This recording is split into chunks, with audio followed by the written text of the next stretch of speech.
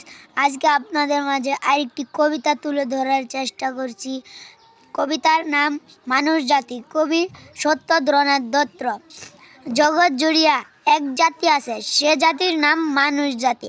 এক পৃথিবীর শূন্য লালিত, একই রবি শশী মুদের সাথী। শীতাতপ ক্ষুধা তৃষ্ণার জ্বালা, সবাই আমরা সমান বুঝি।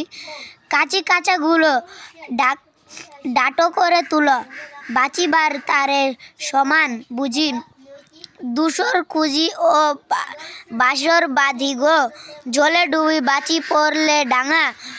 কালো আর ধুলো বাহিরে কেবল, ভিতরে সবারই সমান রাঙা। বাহিরের সুপ আচড়ে সে লুপ, ভিতরের রং পুলকে ফুটা।